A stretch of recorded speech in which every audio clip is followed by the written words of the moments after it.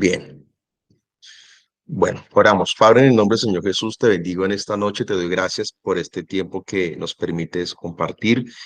Te ruego que me dé la sabiduría para poder exponer esta enseñanza y que podamos ser edificados, cada uno de nosotros, y de alguna manera que esto contribuya para también edificar a otros y afianzar nuestro conocimiento, Señor. Bendícenos en esta charla y si hubiera alguna duda, también permíteme la gracia para poder responder si fuera el caso. En el nombre de Jesús, amén y amén. Ok, voy a compartirles la pantalla y luego ustedes, por favor, me confirman si la están viendo. ¿Están viendo la pantalla? Sí, señor. Bueno, Que dice periodos de la historia bíblica, señor, ¿sí? así es. Ok, bien. Listo, bueno, ese digamos que va a ser el tema que vamos a tratar hoy, periodos de la historia bíblica. Y bueno, las imágenes que vemos allí pues hablan ciertamente como de la antigüedad, y pues ese es como también el enfoque que en su momento quise darle. Ahí están viendo la misma imagen, ¿sí? Sí, señor. Sí, Así es. ¿No están viendo un documento? No. no. Ok, listo. Bueno, entonces, hablando acerca de los periodos de la historia bíblica, las escrituras se dividen o dividen el tiempo desde la creación de Adán, que es Génesis 1:26, hasta los cielos nuevos y tierra nueva, que es Apocalipsis 21:1. De ahí en adelante se entra, digamos, en la era eterna. Generalmente se hablan, digamos, de tres grupos o tres periodos que, digamos, que teológicamente se han logrado interpretar o se han sacado sus estudios a través de la escritura. Entonces, vemos también, digamos, divisiones y son tres. La primera son las divisiones relacionadas con la humanidad. La segunda son las dispensaciones y la tercera son los pactos. Okay, denme un segundo, dejamos que alguien más pueda ingresar. Ok, listo. Bien, entonces, ¿ustedes se quedaron en la primera pantalla? ¿No han visto la siguiente imagen? Veo que no, ha cambiado. No, no ha cambiado. No ha cambiado. Ah, ok, ahora sí. Entonces, les decía que las divisiones a través de la Biblia son tres. Las divisiones relacionadas con la humanidad, las dispensaciones y los pactos. Entonces, vamos a ver lo primero que son las divisiones relacionadas con la humanidad. Y son cuatro como tal en esta primera parte que vamos a observar. El primer periodo de la historia humana es desde Adán hasta Abraham y es caracterizado por la presencia en la tierra de una sola clase de personas, los gentiles. Entonces, ese primer periodo se habla de gentiles, aún no se habla ni del pueblo elegido, ni de judíos o hebreos como tal, aún no existía eso. El segundo periodo cubre 2000 años de la historia humana y es desde Abraham hasta Cristo y está caracterizado por la presencia en la tierra de dos grupos de personas que son los gentiles y los judíos. Luego tenemos el tercer periodo o tercer grupo en la historia humana y es el respecto al advenimiento de Cristo, su segunda venida. Entonces, inicia desde la iglesia cristiana y finaliza con la segunda venida de Cristo. Entonces, está caracterizado por la presencia en la tierra de tres grupos o individuos, que son los gentiles, los judíos y los cristianos. Entonces, en el primer periodo vemos a los gentiles. En el segundo periodo aparecen, digamos, los judíos con los gentiles. En el tercer periodo están los gentiles, están los judíos y aparece un nuevo grupo llamado los cristianos. Y en el cuarto periodo se declara que será de 1000 años, según Apocalipsis capítulo 21 al 9. O también, digamos, este inicia desde la segunda venida de Cristo hasta el juicio del gran trono blanco y la creación de los cielos nuevos y la tierra nueva. Está caracterizado por la presencia de dos clases de personas. Esto es durante el reino milenial.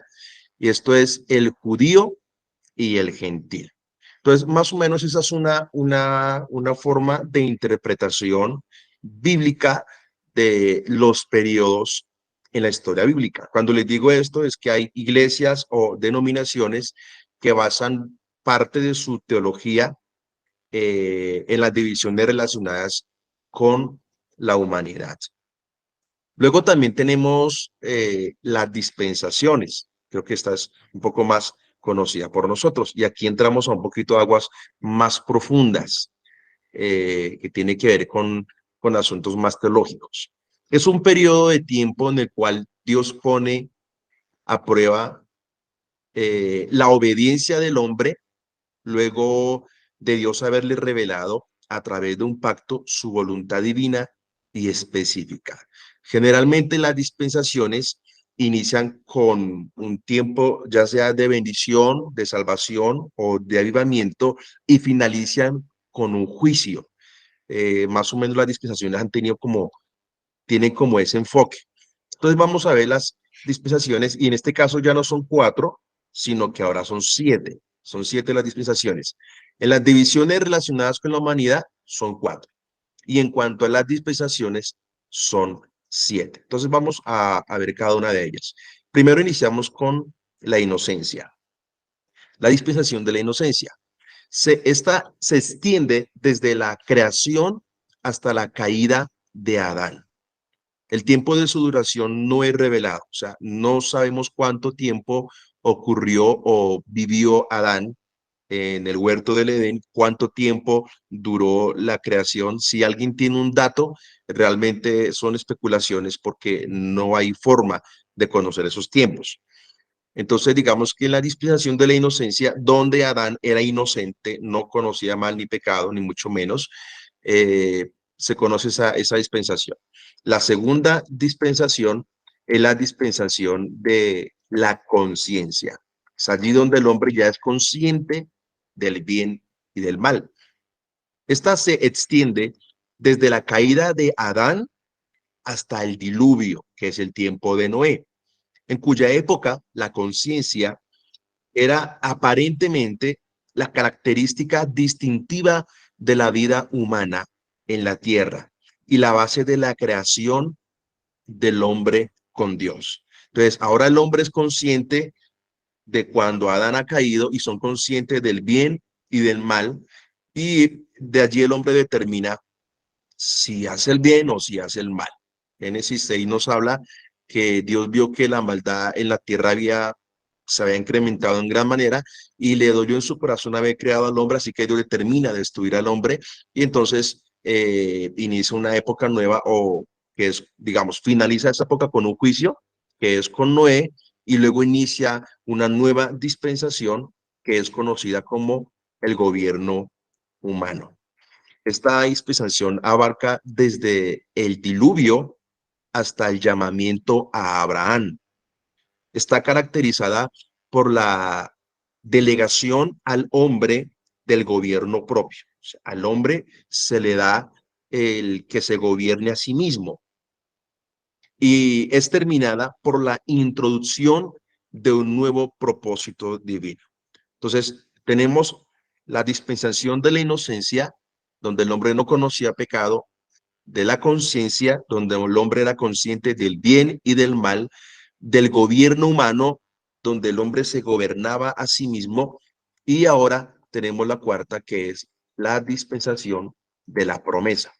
Y ahora hablamos o entra en escenario el tema, digamos, de los judíos o de los hebreos, como se conoce, y hablamos de Abraham.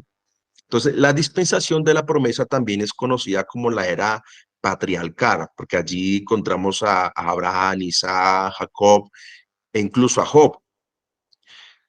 Esta dispensación comprende desde el llamamiento de Abraham hasta la promulgación y aceptación de la ley de Moisés en el monte Sinaí.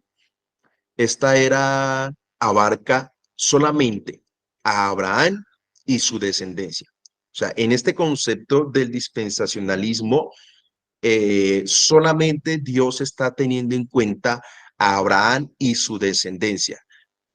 Y se suele creer que Dios no estaba trabajando con las demás personas o con los demás pueblos. Después de esto, de que ya sabemos que Dios ha llamado a Abraham y tiene un plan con Abraham, entonces ahora entra la quinta dispensación, que es la ley, que es muy conocida y eso tiene que ver ya con Moisés. Esta se extiende desde la promulgación de la ley de Jehová a través de Moisés y su aceptación por Israel en el Sinaí. Esta continuó como el gobierno autoritativo de Dios sobre el pueblo de Israel y de esa manera caracterizó esa edad hasta que terminó con la muerte de Cristo. El propósito, digamos, de esta dispensación de la ley que inicia con Moisés y termina con Cristo, cuando ya Cristo asciende a los cielos, el propósito era manifestar lo que es pecado, no para su aumento, sino para crear conciencia, de tal forma que se apartaran de él e hicieran lo que agrada a Dios. Permítanme y le damos ingreso a una hermanita que está allí esperando.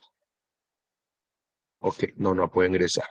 Bueno, seguimos acá en esta parte. Estamos hablando ya de la número de la quinta, la número 5, que es la ley. Luego tenemos la número 6, les decía que son 7. La 6 es conocida como la dispensación de la gracia. ¿Qué es esto? ¿O cuándo inicia? Inicia con la muerte de Cristo y finaliza hasta su regreso por su novia. La gracia de Dios se ha manifestado en las dispensaciones anteriores. No quiere decir que la gracia apenas apareció cuando Cristo llega. No, la gracia siempre se ha manifestado, solo que de una forma no tan tangible o conocible. Entonces, aunque se ha manifestado en las anteriores, podemos decir que esta es la dispensación de la gracia porque Dios ha revelado su amor por medio del llamamiento de la iglesia, tanto a los judíos como a los gentiles. La gracia es el amor de Dios derramado sobre la raza humana, el favor inmerecido de Dios para salvarnos, el trato personal de Dios con cada persona, con cada hombre.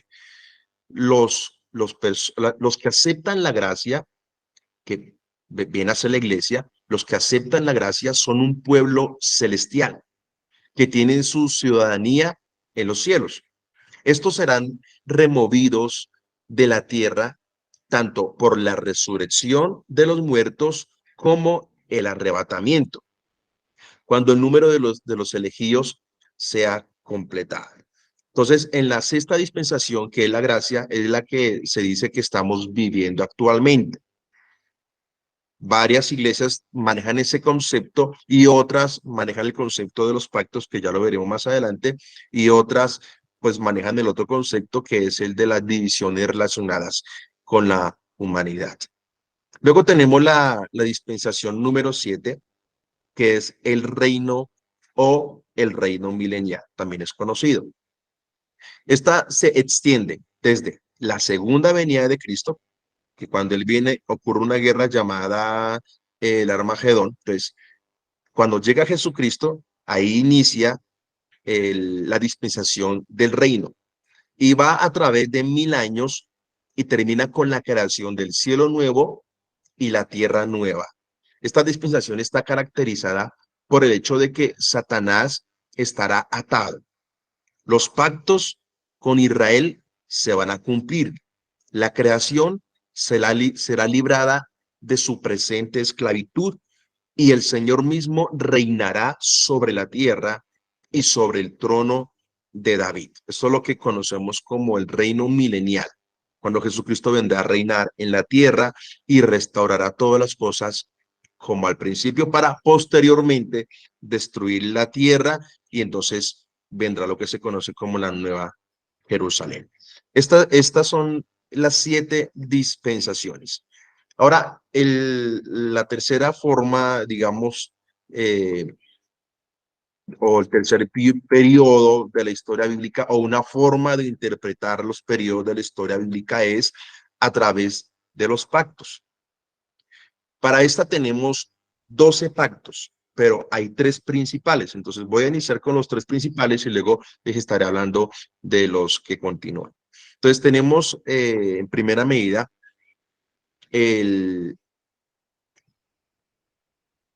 tenemos el pacto de la redención. Entonces, unos creen en las dispensaciones y otros creen en los pactos. Dios ha tenido varios pactos y estos también están bien definidos.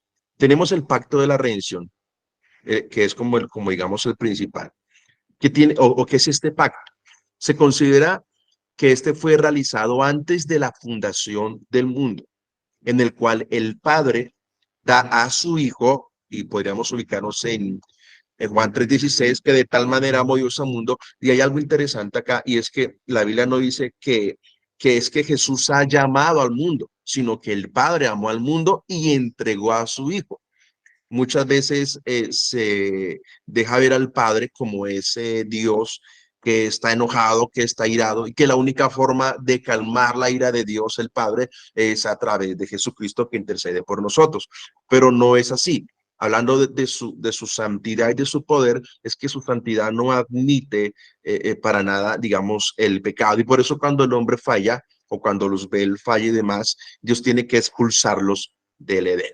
Entonces, hablando del pacto, se considera que en cuanto al pacto de la redención, que es el primer pacto conocido a través del transcurso de la historia en la Biblia, o la parte teológica, se dice que fue realizado antes de la fundación del mundo, donde que el Padre entrega a su Hijo, el Hijo se ofrece a sí mismo sin mancha al Padre como un sacrificio eficaz, y el Espíritu Santo administra y da poder para la ejecución de dicho pacto en todas sus partes. Y allí vemos la Trinidad trabajando en pro de la redención del ser humano, un plan ya realizado sin que el ser humano haya sido creado.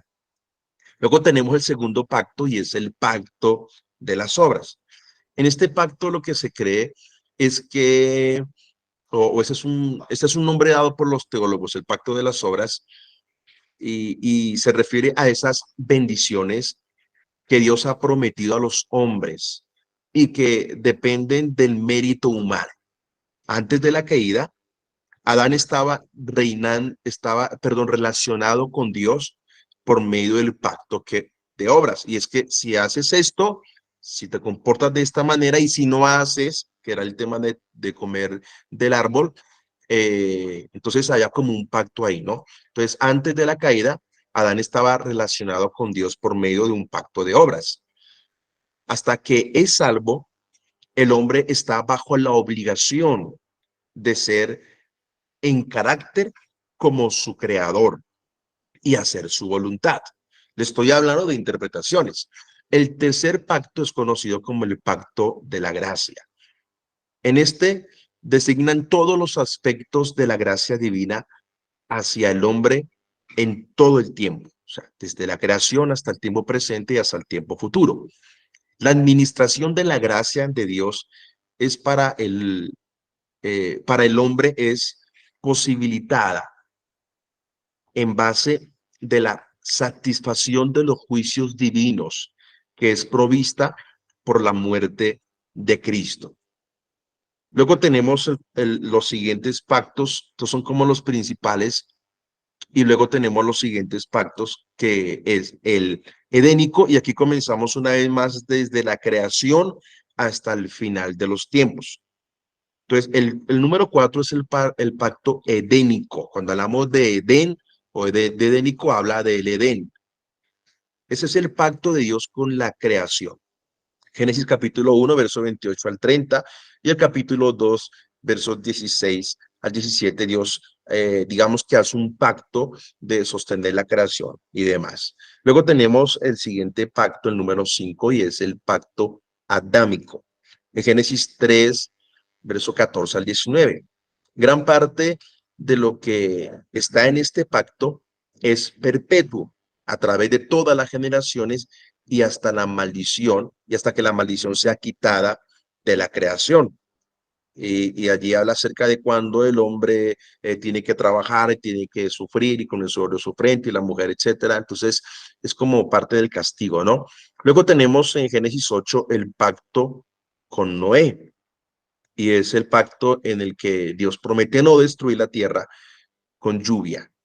Y para eso Dios hace un pacto con Noé, y es cuando conocemos el tema del arco iris. Luego tenemos el séptimo, que es el pacto abrahámico. También está en Génesis 12, 1 al 3, que es cuando Dios hace un pacto con Abraham, y este pacto garantiza bendiciones eternas sobre Abraham, su simiente y todas las familias de la tierra. O sea, es a través de Abraham o por medio de Abraham o a través de la simiente de Abraham que Dios va a bendecir las naciones. Posteriormente entendemos que es el nacimiento del Señor Jesucristo o a través del linaje de los judíos que el Señor va a venir. Luego tenemos el número octavo, que es el pacto mosaico. Y eso tiene que ver con Moisés. El pacto mosaico es un pacto de obras. Sus bendiciones dependían de la fidelidad humana. Entonces, si haces esto, serás bendecido. Y si haces lo otro, te va a pasar eso, ¿no? Entonces, ese es el pacto mosaico. Y es como una evolución. Ahora viene el número 9, y es el pacto de Palestino. En este se declara lo que Jehová hará aún al recoger, bendecir y restaurar a Israel y su tierra. Y es que Dios los va a esparcir por el mundo y demás, pero luego Dios los va a restaurar y les va a dar la tierra que a ellos le pertenece por promesa desde Abraham. Luego conocemos el pacto davídico, y esto habla del rey David, el cual asegura tres importantísimas ventajas para Israel a través de la casa de David. Primero, Dios promete que va a darle un trono eterno. Dice que le va a dar un reino y que va a haber un rey eterno que se va a sentar sobre el trono de David. Y esto da referencia al Señor Jesucristo, que posteriormente se va a cumplir en el reino milenial. Y bueno, ya en la Nueva Jerusalén, pues el Señor reinará por los siglos. Luego tenemos el número 11, que es el nuevo pacto con la iglesia, el cual incluye toda promesa de la gracia salvadora y guardadora para aquellos que dentro de la presente edad han creído. O sea, en este tiempo, para aquellos que han creído, sus muchas bendiciones son posesiones y posiciones en Cristo. Encontramos cuando la Biblia dice que está el tribunal de Cristo, donde la iglesia estará delante del Señor y recibirá galardones y serán probadas nuestras obras. Posteriormente dice que habrán 5 tipos de coronas para aquellos, para los ministros, para los que ganan almas, para los que vencen la tentación, para los que esperan la venida del Señor y demás. Bueno, posteriormente vamos a arrojar las coronas delante del único Rey soberano. Y por último tenemos el nuevo pacto con Israel. Estoy hablando de la teología del pacto. Este pacto es nuevo. Pues anteriormente Dios había hecho uno con Abraham, que también tiene que ver con Israel, y que luego posteriormente hace uno con el mosaico y el palestino. Pero en este caso, Dios va a hacer un nuevo pacto con Israel. Este pacto es nuevo y es diferente. No va, digamos, a suplantar los pactos anteriores, sino que este como que es complementario. En el sentido de que reemplaza como regla de vida el pacto mosaico, o sea, la ley que ciertamente Israel quebrantó. Sus bendiciones son cuádruples en este pacto y todas son futuras, aunque incondicionalmente asegurado por la inquebrantable fidelidad de Dios. O sea, aunque el hombre falle una y otra vez, el hombre será muy infiel, pero Dios siempre ha de permanecer fiel. Y quisiera concluirles diciendo lo siguiente, y es que podemos ver los pactos, estudiarlos cada uno de ellos y hacer de sí una teología. Podemos ver las dispensaciones, que son 7, y hacer un estudio profundo de ellas y también tener una base fundamental para nuestra teología. incluso también las divisiones relacionadas con la humanidad, que fue lo primero que vimos, y apoyarnos en cualquiera de ellas si así lo quisiéramos. Pero lo que sí es cierto, en medio de todo este estudio, que de hecho es muy profundo, digamos que hoy solamente les he dado la introducción, lo que sí es cierto es que Dios desea que todos los hombres sean salvos. Y para esto, Dios ha provisto los medios necesarios. Ahora bien, depende de nosotros aceptar o no la salvación que Dios nos da. Bueno, eso es, hasta aquí quería compartirles esta parte. Entonces me gustaría tener un tiempito, unos minuticos, para ver si alguno tiene alguna pregunta o algún aporte a lo que hemos hablado. De hecho, nosotros como iglesia nos basamos en la teología dispensacionalista. Nosotros, digamos que creemos en las 7 dispensaciones, creemos que estamos en la gracia, que hemos pasado la ley y estamos esperando el reino milenial. Creemos que si habrá un reino milenial y que ciertamente la iglesia no va a pasar por la gran tribulación, sino que seremos arrebatados. Pero les comparto esto para que nos demos cuenta cómo hay otras formas de interpretar la escritura y bueno, de alguna manera Dios se revela a las personas de una u otra forma sin que nadie tenga excusa el día de mañana de decir que yo no sabía, yo no supe, sino que Dios siempre se ha manifestado. Entonces, si alguno quiere darnos quiere compartir algo, alguna pregunta, bien pueda abrir su micrófono y bueno, lo puede hacer. O quedamos todos claros. Judy, bien pueda. Gracias. La pregunta es con respecto al pacto de redención, que dice que es realizado antes de la fundación del mundo. Entonces, digamos que no comprendo la magnitud de esa palabra, como que Él hizo un pacto con nosotros antes de crear el mundo. Digamos que respecto a la teología del pacto, en esta ocasión Dios hace un pacto consigo mismo, así como cuando es presentado el sacerdote delante de Dios y entonces Satanás aparece para acusarlo. Entonces dice que Dios, viendo que no había un nombre superior por quien reprenderlo, lo reprende por el mismo nombre, dice que lo reprende en el nombre de Jehová, ¿no? Hablando de que es la máxima autoridad. Y en este pacto habla de que Dios hace un pacto, digamos, consigo mismo, de crear al hombre sabiendo lo que va a ocurrir, y entonces pactan redimir al hombre del pecado para salvar al hombre. Y en eso se conoce el tema de cómo Dios se revela paulatinamente, conocido en el Antiguo Testamento como Yahweh o Jehová. Posteriormente, el Señor Jesucristo, digamos que cumple su parte, digamos que Dios como el Padre o como Jehová en el Antiguo Testamento, Él presenta lo que es pecado, ¿no? Aparece la ley para decir que todos estamos en pecado y como todos estamos en pecado hemos sido destituidos de la gracia de Dios y que a causa del pecado todos estamos muertos. Luego viene Jesucristo que es entregado por el Padre y Cristo mismo se ofrece para redimir al hombre. En capítulo 6 de Isaías dice que se pregunta quién irá por ellos y dice que responde el Señor diciendo yo iré por ellos. Así que viene el Señor y presenta ahora el mensaje de salvación y se presenta como ese cordero inmolado sin pecado. Entonces ya tenemos el plan de salvación, tenemos la salvación entregada para todos y ahora aparece o entra en escena el Espíritu Santo, que siempre han estado los tres, pero digamos más visiblemente, entra en escena el Espíritu Santo y es que Él es el que convence al hombre de pecado, el que nos santifica y el que nos prepara para ya sea la venida del Señor o si llega la muerte para estar preparados para irnos a la presencia del Señor. Entonces es como un pacto que Dios ha hecho para hay un plan de salvación. Efesios capítulo 1 dice que habla acerca de que antes de la fundación del mundo, Dios ya nos había destinado para revelarnos su salvación.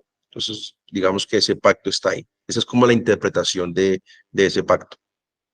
Ok, comprendido, gracias. Ok. No sé si alguien tenga alguna otra pregunta o algo más que quisiera de pronto compartirnos.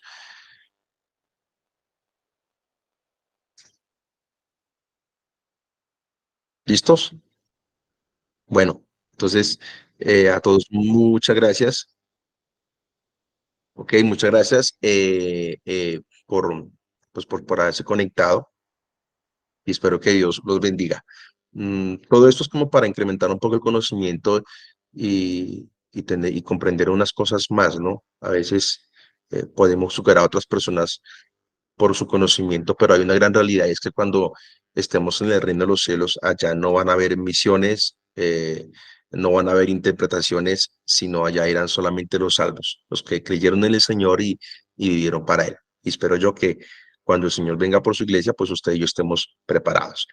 Entonces, no siendo más, pues gracias por haberse conectado. Un abrazo para todos, Dios los bendiga.